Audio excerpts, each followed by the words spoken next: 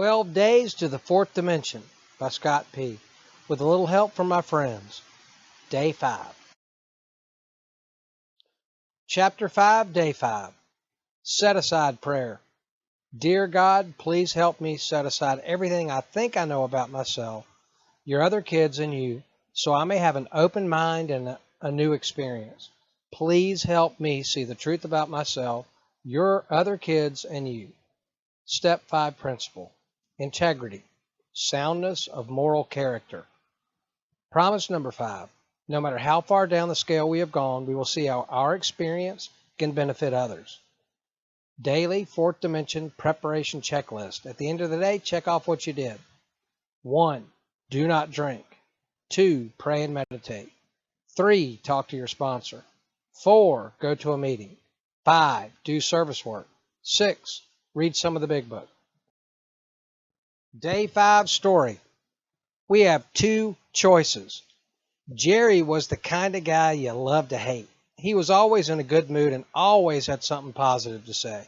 When someone would ask him how he was doing, he would reply, "If I were any better, I would be twins." He was a unique manager because he had several waiters who had followed him around from restaurant to restaurant. The reason the waiters followed Jerry was because of his attitude. He was a natural motivator. If an employee was having a bad day, Jerry was there telling the employee how to look on the positive side of the situation. Seeing this style really made me curious. So one day I went up to Jerry and asked him, "I don't get it.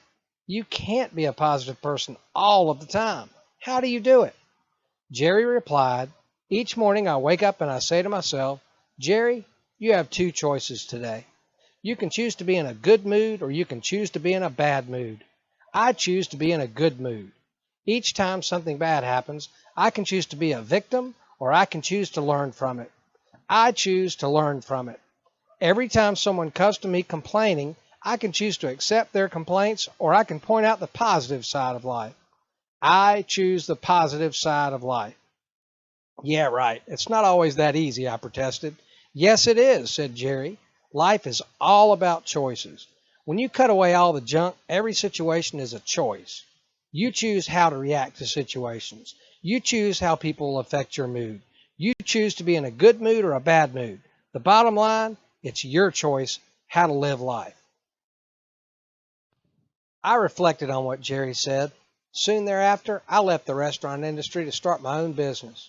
We lost touch, but I often thought about him when I made a choice about life instead of reacting to it.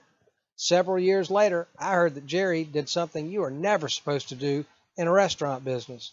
He left the back door open one morning and was held up at gunpoint by 3 armed robbers. While trying to open the safe, his hand, shaking from nervousness, slipped off the combination. The robbers panicked and shot him. Luckily, Jerry was found relatively quickly and rushed to the local trauma center. After 18 hours of surgery and weeks of intensive care, Jerry was released from the hospital with fragments of the bullet still in his body. I saw Jerry about 6 months after the accident. When I asked him how he was, he replied, "If I were any better, I'd be twins." Want to see my scars? I declined to see his wounds, but did ask him what had gone through his mind as the robbery took place. "The first thing that went through my mind was that I should have locked the back door," Jerry replied. "Then, as I lay on the floor, I remembered that I had 2 choices. I could choose to live or I could choose to die. I chose to live." "Weren't you scared? Did you lose consciousness?" I asked. Jerry continued, "The paramedics were great. They kept telling me I was going to be fine. But when they wheeled me into the emergency room and I saw the expressions on the faces of the doctors and nurses, I got really scared. In their eyes I read, 'He's a dead man.'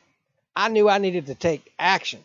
"What did you do?" I asked. "Well, there was a big burly nurse shouting out questions at me," said Jerry. "She asked if I was allergic to anything." "Yes," I replied. The doctors and nurses stopped working as they waited for my reply. I took a deep breath and yelled, "Bullets!" Over their laughter, I told them, "I am choosing to live. Operate on me as if I am alive, not dead." Jerry lived thanks to the skill of the doctors, but also because of his amazing attitude. I learned from him that every day we have the choice to live fully. Attitude, after all, is everything. Last but not least, the way to end the day. Gratitude is the energy we must generate all throughout our being. Keep it simple.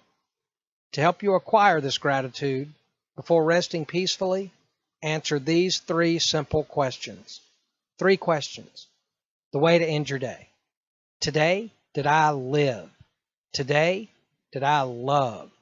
Today, did I matter? Today, treat every person you spend time with like it is the last time you will ever see them. Now get some rest. Day 6, getting ready to come at you.